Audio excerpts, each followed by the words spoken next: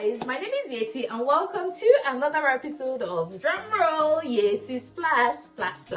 Guys, on this channel I splash information about how migrants can thrive in the UK and any part of the world. So if you're someone that you have been looking for opportunity to relocate, this is that channel that you want to be subscribed to. So on today's episode of the Yettysplash, I'm going to be telling you things you need to do or what happens once a main applicant gets their ILR and the dependent is yet to qualify for the ILR. What should they do? We all know that if you're in the UK on a skilled worker visa, you can get your indefinite leave to remain in 5 years, right? So if the main applicant has been in the UK for 5 years and they're applying for their indefinite leave to remain, what happens to the dependent under that visa who probably came in maybe 2 years after the main applicant and are not yet eligible? Also, what happens to children brought from outside the UK as well? Would they be able to apply for their indefinite leave to remain even if they're not eligible or even if they've not spent up to 5 years? Also, what happens to children born in the UK? Are they automatically eligible? You want to stay tuned to the very end to find out. Don't forget to like this video and keep following Yettysplash for more. So guys, generally speaking, there are two options available to dependents that want to extend their stay in the UK when the main applicant has gotten their ILR. That is your indefinite leave to remain. So what are the two options available? Number one, you can apply to become you can now apply as a spouse of a settled person. What does that mean? It means that your main applicant is not settled in the UK. Your main applicant has a settled status. Once you have your ILR, you're settled. You're no longer a migrant with a visa. You're there permanently. Like, you can come in and out of the UK. You're almost a British citizen, so you're settled, right? You have a settled status at that point. So you can then ask your dependent to apply as a spouse under your visa. But here's the tricky part, guys. If that happens, then the years that your dependents have used under your former visa will cancel and your dependent has to start counting all over again. Meaning that before they become eligible for the indefinite leave to remain visa, they must have spent 5 years as your spouse, as the spouse of a settled person, which is long journey. So if they have spent 3 years or 4 years before on your previous visa, the whole 4 years is gone. They have to wait 5 extra years again to start counting if they go through the first option that I've given to you. So before you tell your dependent to switch, you have to be careful that you guys understand the law, you understand the nitty-gritty of switching, because once they switch, any years that they have spent initially on your visa automatically cancels and they have to start counting 5 years again, which is not an ideal option, because we all want to get our ILR as soon as possible, because once you have your ILR, you're almost quarter to becoming British, so why start over again? So if you don't want this first option that I've given to you, then you have the second option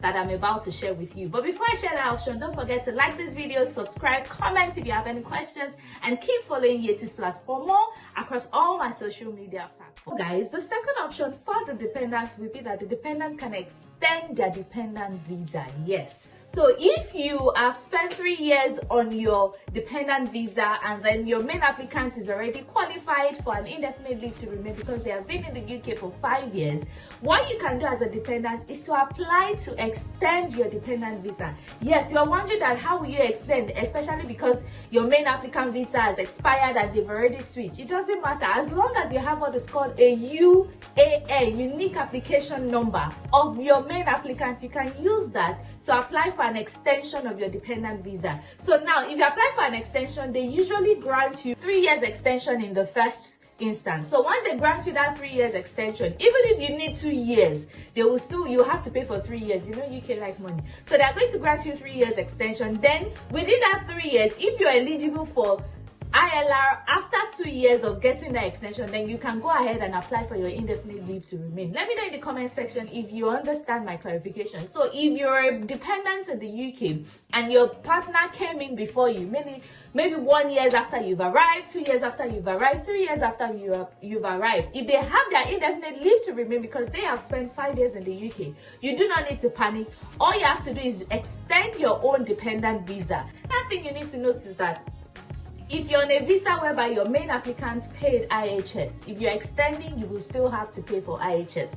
What you might not be asked to pay, especially if you spend more than a year in the UK, is that you will not be asked to pay for maintenance fund. But you see that IHS, you will pay it. But if you're on health and care visa and your dependent is also on an health and care visa with you, your dependent will not need to pay the IHS surcharge, okay? But your dependent can extend their stay. Then once they reach 5 years, they can then now apply for indefinite leave to remain. So the next question, guys, is what is applicable to children? It's a bit tricky for children, so stay with me till the very end as I explain, the possible options for children. So for children, it's very simple. If the children are born outside the UK, they are only eligible to apply for indefinite leave to remain when both parents have settled status in the UK. What does that mean? So if their father has indefinite leave to remain and the mother does not have indefinite leave to remain, probably because the mother came in 2 years or 3 years later, the children will also not be eligible to apply for their indefinite leave to remain until both parents, that is the father and the mother, have gotten their settled status, which is their indefinite leave to remain in the UK. So for children born outside the UK, so the question is it the same for children born within the UK? No. So let me tell you the answer for children born within the UK. So guys, for children born in the UK, it's of two folds. Number one is when one or both of your parents have gotten the ILR status when your child is born. So let's say there's couple A now, husband A, wife B. Once the husband or the wife, once one of the parents have their indefinite leave to remain, the children will not be applying for indefinite leave to remain. No, they will be applying to register as a British citizen automatically, like straight up. They are not going to be applying for ILR. So if, let's say, I have my ILR, I don't have any kids now. If I have my ILR now, I give birth tomorrow, my child automatically becomes a British citizen because I already have my ILR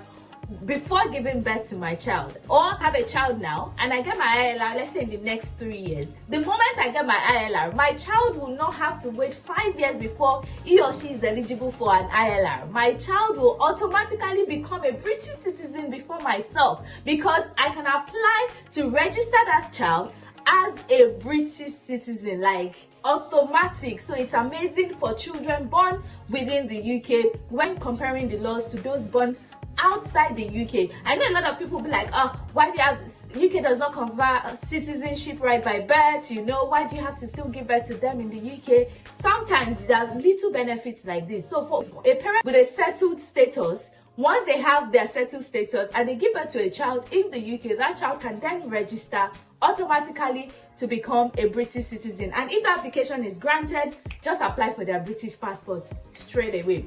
So what happens to children born in the UK after the parents have their British settled status or their ILR? The child automatically becomes British citizen, guys, like automatically. So if you have your ILR and you give birth, it doesn't matter whether it's you that have it or your partner. As long as one of the parents of a child that was born in the UK have a settled status, then the child automatically becomes a British citizen. Now, get it right. I do not say that one of the partner is a British citizen. No, you don't need to be a British citizen for your child to be a British citizen. All you need is as little as a settled status, which is you having your indefinite leave to remain in the UK. So once you have this, then your child automatically becomes a British citizen and you do not need to register them as your dependent or anything as such. So if you have any questions, guys, let me know in the comment section. I hope this video has been informative enough for you to understand what to do if you're a dependent and your main applicant has,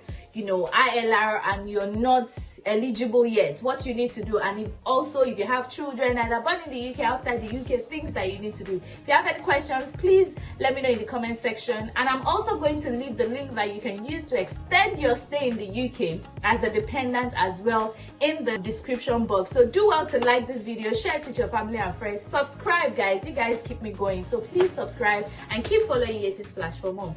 Bye guys, watch out for my next video, okay?